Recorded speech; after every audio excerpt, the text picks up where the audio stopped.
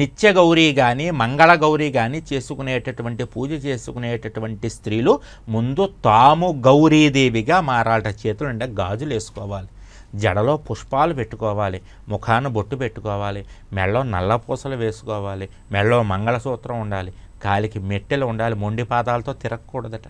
అందుకని వివాహమైనటువంటి స్త్రీలకి చెప్పారన్నమాట ఇవన్నీ.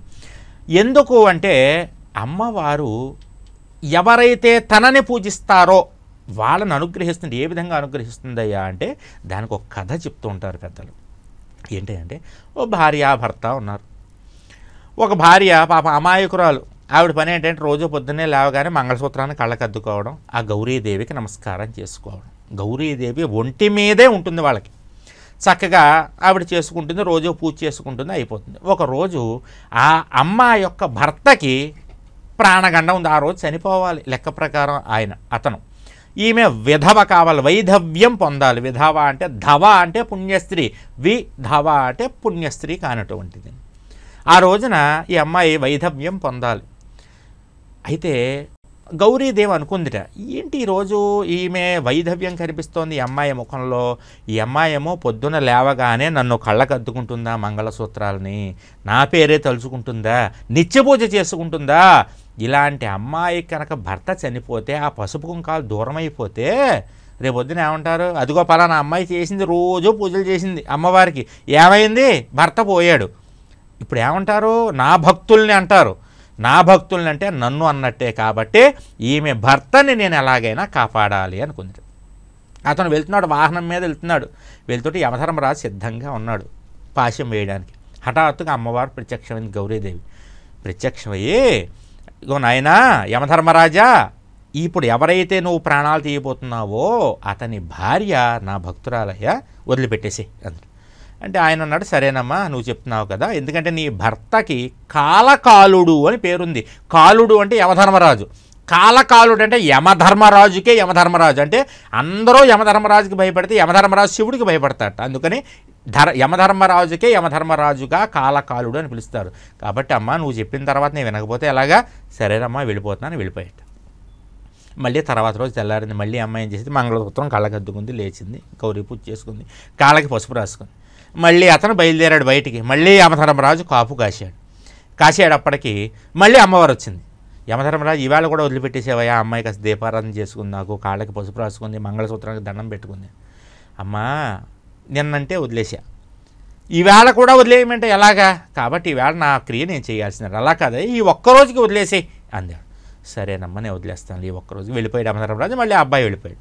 మళ్ళీ తర్వాత రోజు తెల్లారింది. మళ్ళీ అమ్మాయి కళ్ళకద్దుకుంది, మళ్ళీ కాళ్ళకి పసుపు రాసుకుంది, మళ్ళీ దీపారాధన చేసుకునేటప్పటికి మళ్ళీ అతను వెళ్తున్నాడు. ప్రాణగండం ఒక్కో రోజు వాయిదా పడుతోంది. చూడండి, ఒక్కోసారి హఠాత్తుగా ఎందుకు వెళ్తాడో తెలియదు.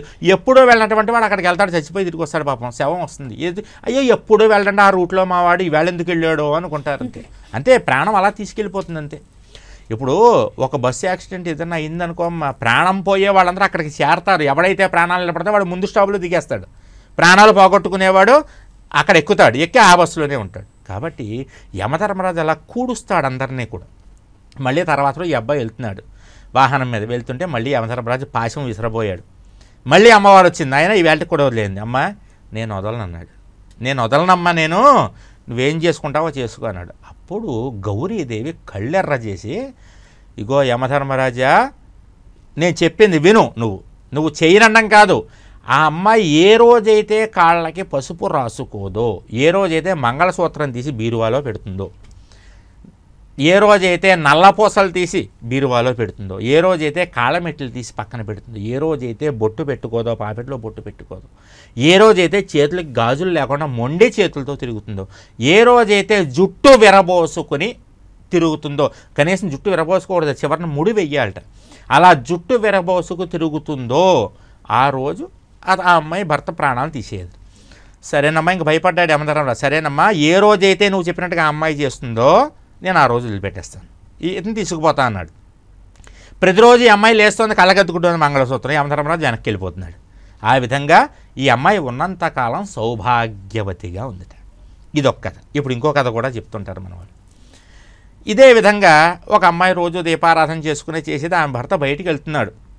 వెళ్తూ ఉంటే అతని ప్రాణాలు పోయేటటువంటి పరిస్థితి సమయంలో అమ్మవారు చూసిందిట. చూసి పరుగున ఎవరైతే వ్యక్తి ఉన్నాడో అతని యొక్క ఇంటికి వచ్చేసిందిట.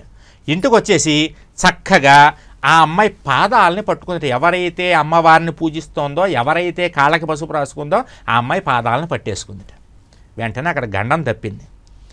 మళ్ళీ ఇంకో రోజు ఏమైంది, ఈ అమ్మాయి ఏం చేసిందంటే అయ్యా రోజు లేచి చేసుకునేటటువంటి పూజే కదా అని అశ్రద్ధ చేసి కాళ్ళకి పసుపు రాసుకోకుండా ఈ మెళ్ళో అన్నీ తీసేసి పక్కన పెట్టి జాగ్రత్తగా బీరువాలో దాచింది. అమ్మవారు మళ్ళీ పరుగున వచ్చింది. అక్కడేమో వాడికి ప్రాణగండ ఉందని గబుక్కుని అమ్మవారు ఏం చేస్తుంది, నీ కాళ్ళకి పసుపు రాసుకుంటే ఆ పసుపుని పట్టేసుకుంటుందిట. ఆ పసుపు నీకు దూరం అవ్వకుండా చేస్తుంది. నువ్వు మెళ్ళో మంగళసూత్రం అంటే మంగళసూత్రాన్ని గట్టిగా పట్టుకుంటుందిట, నీ మంగళసూత్రం దూరం అవ్వకుండా. ఈ అమ్మాయి ఒంటి మీద మంగళసూత్రం లేదు, నల్లపూసలు లేవు, కాళ్ళకి మెట్టెలు లేవు, జడ విరబోసుకుని ఉంది, చేతులకు గాజులు లేవు, ఈ విధంగా కాళ్ళకి పసుపు రాసుకోలేదు.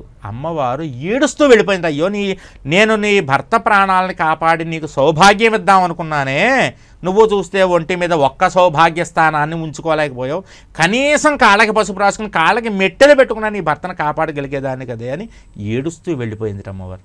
అందుకని మీ ఒంటి మీద ఒక్క సౌభాగ్య స్థానం, పంచమాంగళ్యాలు అంటారు, మెడలో నల్లపూసలు, మంగళసూత్రం, జడలో పూలు, చేతులకు గాజులు, కాళ్ళకి మెట్లు, కాళ్ళకి పసుపు, పాపిట్లో బొట్టు, ఏ ఒక్కటి ఉన్నా అమ్మవారు మిమ్మల్ని కాపాడేసేది.